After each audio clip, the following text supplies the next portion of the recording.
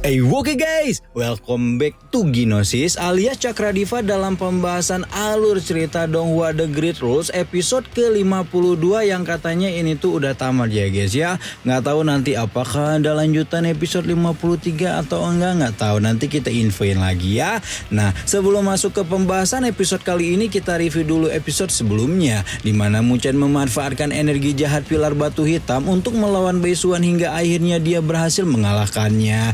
Namun setelahnya Muchen harus berhadapan dengan buronan akademi yang bernama Molongji yang kebetulan diutus oleh Istana Longmo untuk menyerang murid-murid akademi Beichang.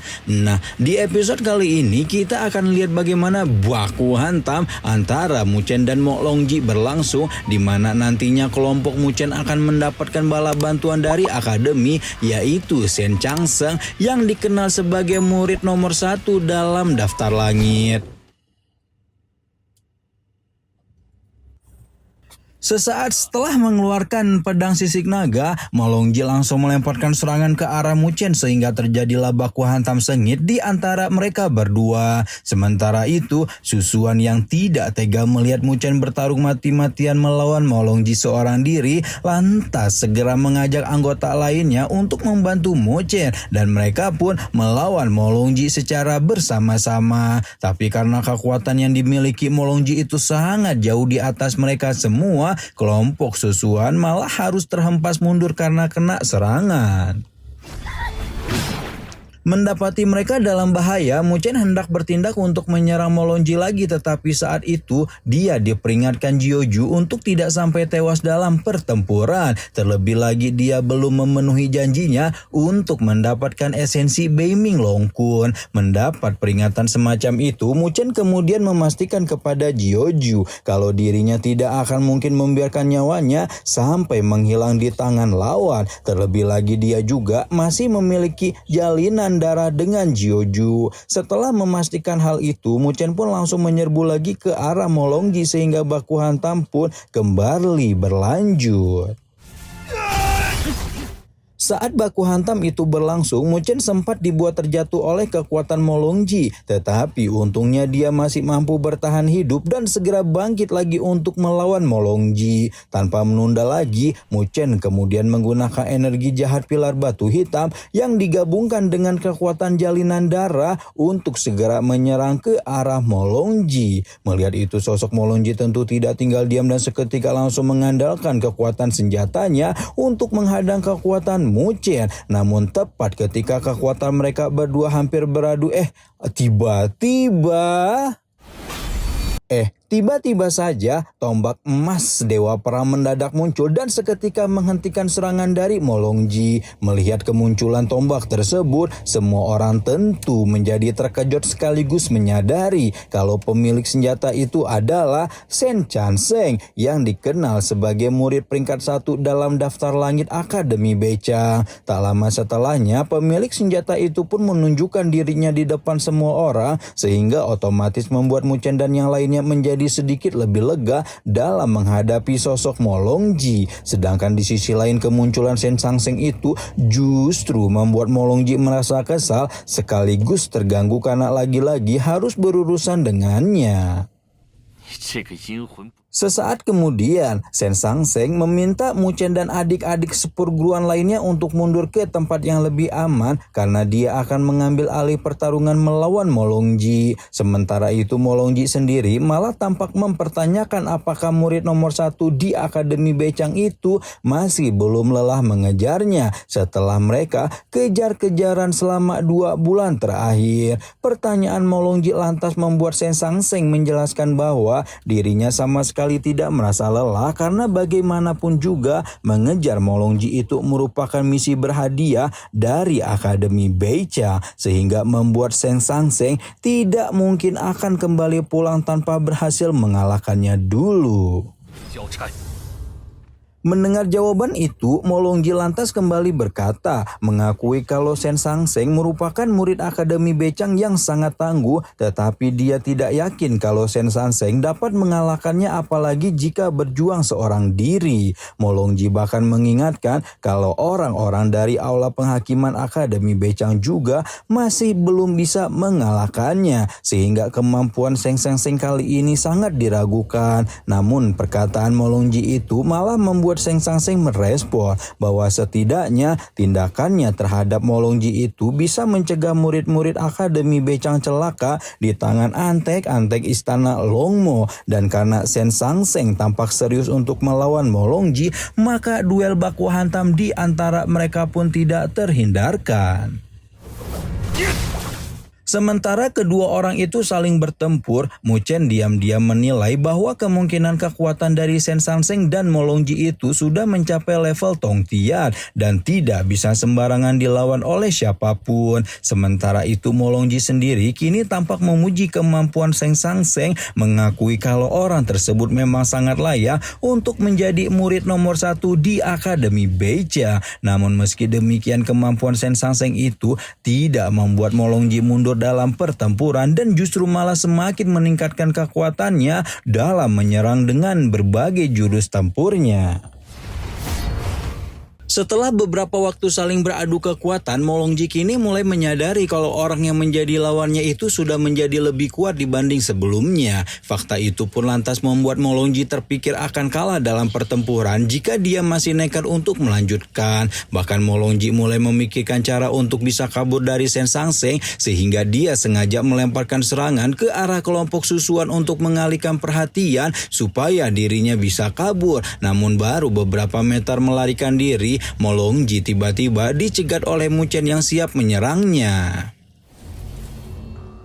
Melihat Mu Chen tiba-tiba mencegah, Molongji tentu menjadi kesal dan dia pun siap melancarkan serangan untuk membuat Mu Chen mundur. Namun belum sempat serangan itu dilepaskan, Sen Sangseng tiba-tiba datang menyusul dan meminta Molongji untuk tidak kabur begitu saja dari duel baku hantam yang belum berakhir. Setelah berkata kepada Molongji, Sen Sangseng kemudian merasakan energi negatif yang terpancar dari tubuh Mu Chen, lalu meminta Mu Chen untuk kembali ke tempat aman supaya tidak terkena dampak dari serangan Molongji. 干得不错。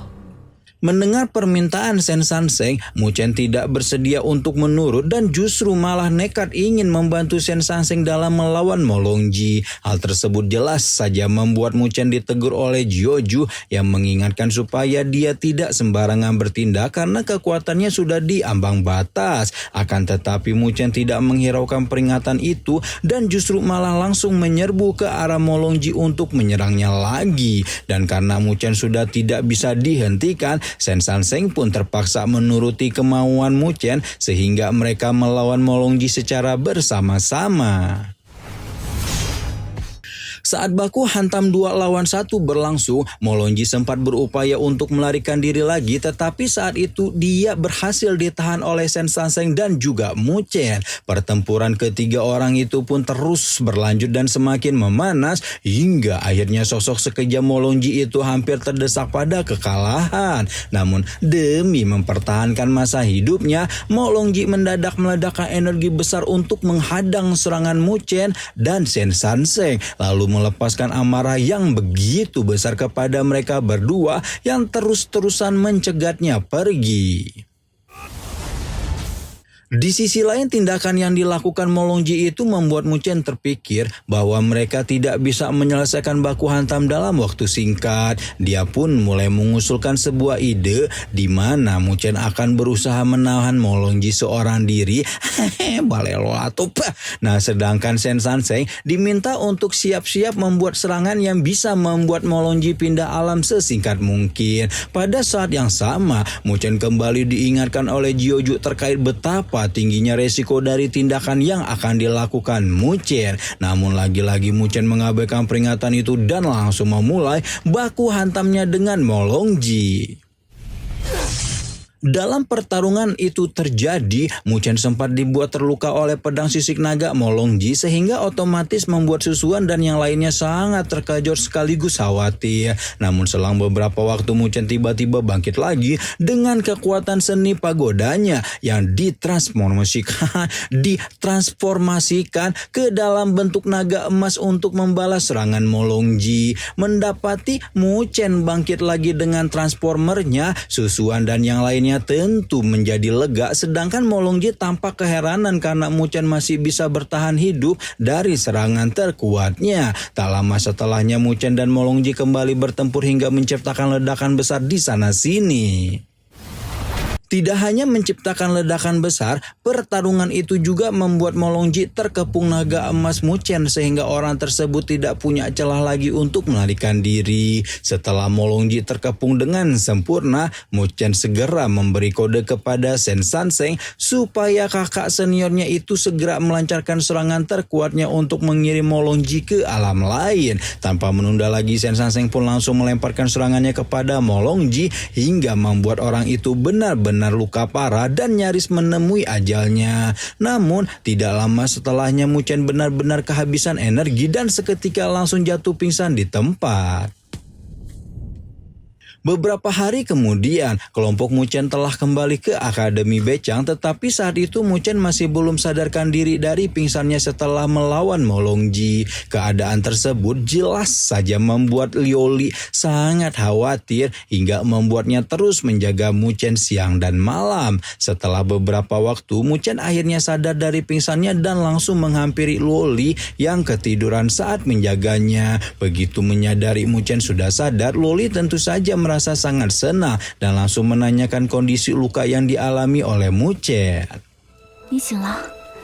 Ditanyai perihal kondisi luka di tubuhnya, Muchen malah memeluk Loli dengan begitu erat seolah mengungkapkan rasa kangennya setelah berminggu-minggu tidak bertemu. Setelahnya Muchen memberitahukan kalau luka-luka yang dia alami sudah sangat pulih sehingga membuat Loli lantas menyarankan Muchen supaya di masa depan tidak terlalu memaksakan diri dalam menghadapi musuh kuat. Mendengar saran itu, Muchen malah merespon dengan pertanyaan lain, mengajak Loli supaya menanggung beban hidup bersama-sama dan berjanji kalau dirinya akan menjadi lebih kuat supaya bisa menghadang segala rintangan yang mengganggu hubungan mereka. Berpindah ke tempat lain, saat ini Sen Sanseng tampak melaporkan kemajuan misinya kepada Tetua Zutian, di mana laporan itu membuat Tetua Zutian menyimpulkan kalau saat ini Istana Lomo benar-benar sudah bangkit lagi dari keterpurukannya. Zutian juga sangat menyayangkan karena ternyata Molongji masih bisa kabur dari Sen Sanseng, meskipun orang itu sudah dibuat terluka parah oleh serangan terkuat Sen Sanseng dan Muchen. Oleh sebab itulah, Tetua Zutian kemudian meminta Sen Sanseng untuk lebih meningkatkan kewaspadaan dalam melanjutkan perjalanan untuk menyelesaikan misinya. Sesaat kemudian, Sen Sanseng dikejutkan dengan kedatangan Muchen dan Susuan yang saat itu juga bermaksud menemui Tetua Zutian. Saat mereka bertemu, Muchen menyampaikan terima kasihnya terhadap Sen Sanseng karena dia telah memberikan pil penyembuh yang dapat memulihkan luka-lukanya dengan cepat. Di sisi lain, Susuan lantas memberitahukan Sen Sanseng bahwa 1 bulan lagi Akademi Bechang akan mengadakan perang berburu yang selalu diselenggarakan setahun sekali. Susuan juga mengabarkan kalau 3 jenderal besar dari Aula Hukuman akan berpartisipasi dalam acara tersebut sehingga membuat Sen Sanseng berjanji kalau dirinya pasti akan berpartisipasi juga dalam perang berburu.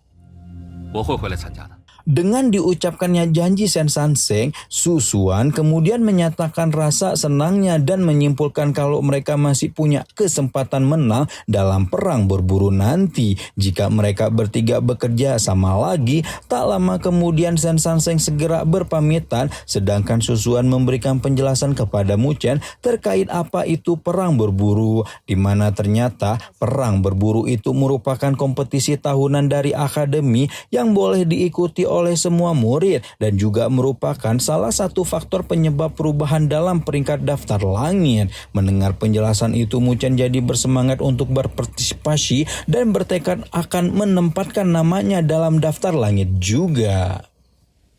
苏萱学姐， Demi mempersiapkan diri dalam mengikuti agenda perang berburu Akademi Beca, Muchen melakukan berbagai latihan untuk meningkatkan kekuatannya, termasuk sengaja berlatih di area formasi khusus yang dipenuhi energi petir. Selagi Muchen berlatih, Jiuju tampak disibukkan dengan pembuatan manik petir sambil sesekali mengingatkan Muchen untuk tidak malas-malasan dalam latihan. Jiuju juga mengingatkan kalau Muchen masih kekurangan nilai spiritual sebanyak 2 juta untuk membeli esensi Beiming Longkun. Merespon perkataan Jiuju, Muchen semakin bersemangat dalam berlatih dan sangat yakin kalau dirinya akan menjadi salah satu orang terhebat di Akademi Beca.